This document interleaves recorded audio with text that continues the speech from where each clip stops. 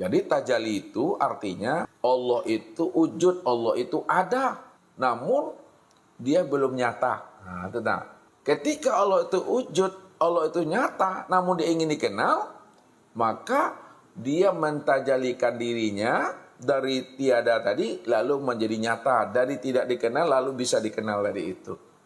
Jadi tajalli itu bukan berarti dia tidak ada, dia ada lalu menjadi nyata supaya dirinya bisa dikenal. Itulah makna syahadat itu sebenarnya. Kalau dikatakan kapan mulanya syahadat, kapan munculnya kulima, nah, itu duduk kajinya. Kapan mula adanya berkulima itu? Kapannya mula berkulima tadi itu pada saat Allah mentajalikan dirinya. Allah ingin mengenalkan dirinya. Allah ingin tahu siapa dirinya tadi. Jadi bahasa kiasnya Allah ingin melihat dirinya di luar dirinya. Nah, jadi kalau Allah ingin melihat dirinya di luar dirinya, butuhlah cermin. Nah, cermin bagi dirinya itu adalah nur. An-nur itulah yang bernama Muhammad. Maka Nur Muhammad tadi itu tempat memandang akan diri Allah.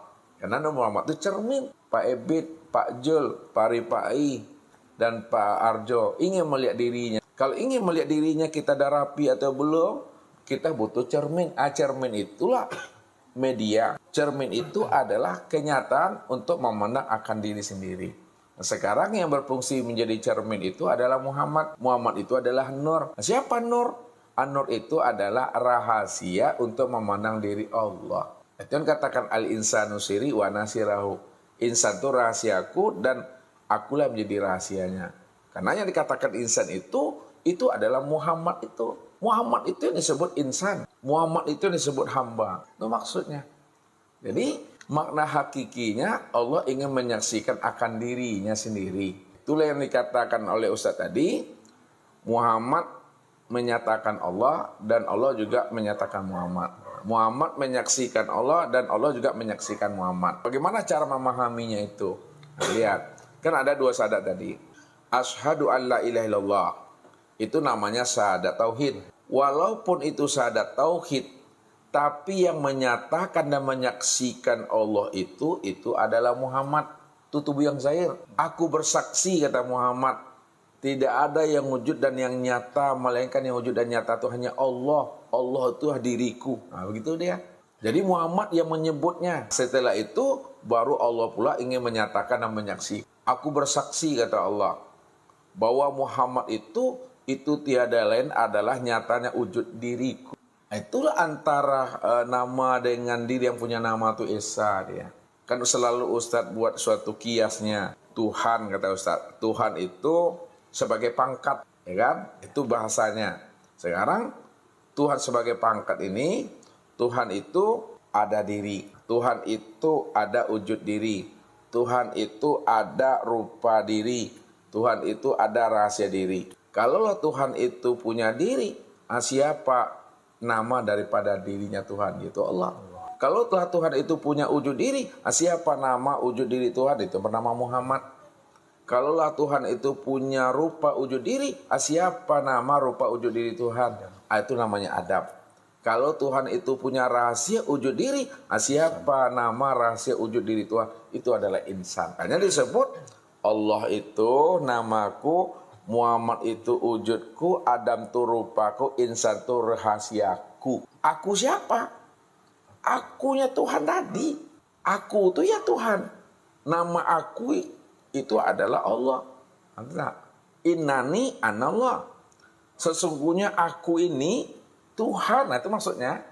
Tapi nama aku itu tiada lain adalah Allah. Jadi satu dia memahaminya. Esa. Itulah awal mula syahadat namanya. Awal mula berkulimah namanya. Jadi bersyahadat itu jangan memandangnya keluar diri. Syahadat itu memandang, meniliknya pada diri sendiri. Makanya Allah mengajari kita itu untuk menilik akan dirinya. Ya, apa kata Allah? Sanurihim ayatina fil afaq wa fi anfusihim hatta yatabayyana lahum annahul haq. Wa fi anfusikum afala tubsirun. Awalam yatafakkaru fi anfusihim.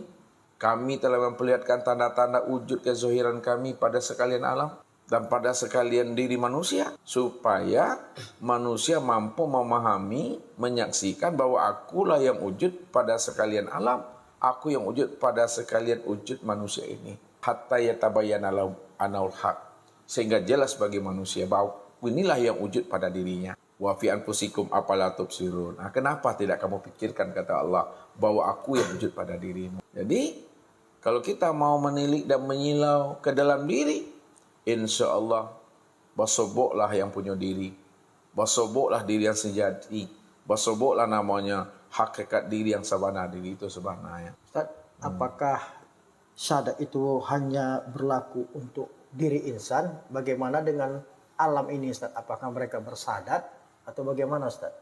Iya. Kita mesti memahami alam diri kita itu hakikatnya adalah nur. Sedangkan nama daripada nur yang sudah nyata pada alam, yang sudah nyata pada insan itu adalah Muhammad. Yes. Jadi kalaulah kita bicara namanya Nur Muhammad, itulah satu-satunya tuh mah. Artinya satu seluruhnya tadi itu asalnya bernama alam. Tuh Nur tuh, An-Nur tuh Muhammad tuh. Nah, kalau dikatakan alam tentunya wujud. Ya. Yang wujud itu adalah Nur Muhammad tuh. Dalam bentuk rupa yang berbeda, dalam bentuk wujud yang lain. Sama itu. Jadi memandangnya tuh Pak Jul, memandangnya kepada kesempurnaan pandang. Kesempurnaan pandang itu yang mana? Nur tadi. Jadi kita tak perlu membahas syahadat alam ini gimana. Padahal ketika kita dah bicara tentang Nur Muhammad, itulah satunya di dalamnya itu. Lah di dalam itu dia. Udah komplit semua. Ada kompleknya itu. Nah, namun kesempurnaan, kekomplek Nur Muhammad itu memandangnya sudah diwakili namanya oleh insan yang bernama manusia ini. Manusia inilah kesempurnaan alam itu. Di mana letak kesempurnaan alam? Nah, lihat. Ada alam makro, Ya. alam kabir. Ada alam mikro, alam kecil. Alam makro itu unsurnya, anasirnya 4 cuma api, angin, air, dan tanah. Ya. Api, angin, air, dan tanah itu sempurna pada alam mikro ini disebut namanya insan. Kepada diri manusia inilah kesempurnaan memandang alam itu. Api, angin, air, dan tanah. Api itu menjadi darah bagi insan. Angin menjadi urat bagi insan. Air menjadi tulang bagi insan. Tanah menjadi kulit dan daging bagi insan. Makanya kesempurnaan memandang alam itu ya pada diri manusia. Kalaulah pada alam makro itu ada namanya jin dan iblis, ada malaikat, ada hewan, ada tumbuh-tumbuhan. Karena manusia ini adalah kesempurnaan memandang alam, pada diri manusia juga ada malaikat, ada setannya, ada jinnya, ada iblisnya, ada hewannya, ada tumbuh-tumbuhannya. Karena sempurnanya dia, disitulah dikatakan dia khalifatullah itu.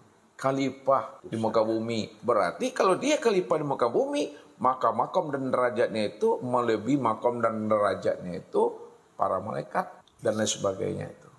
Jadi kalau kita mengenal dan memahami akan rahasia diri kita sebenarnya, maka disinilah alam ini menjadi rahmat buat diri kita. Kalau alam ini mengenal akan diri kita, disebabkan kita sudah mengenal akan sejati diri kita. Ini yang diungkapkan oleh Nabi. Man khofa minallahi khofahu kulla syai'in. Barang siapa yang takut kepada Allah, maknanya apa? Barang siapa yang sudah mengenal Allah dengan pengenalan sempurna zahir dan batin, bahwa Allah itu tiada lain nyatanya pada dirinya. Bukankah Ustaz selalu katakan, setiap nama pasti ada wujudnya, pasti ada orangnya. Nah, sekarang kita sebut Allah, ya Allah ini dia. Makanya kata Nabi, man khofa minallahi khofa kulla syai'in. Barang siapa yang telah takut kepada Allah, dia telah mengenal akan Allah itu sempurna dan nyata pada dirinya, khofahu kulla syai'in. Maka seluruh alam ini juga takut kepada dirinya. Maksudnya aku memberi rahmat, menjadi rahmat bagi dirinya. Karena dialah kesempurnaan alam itu pada dirinya tadi.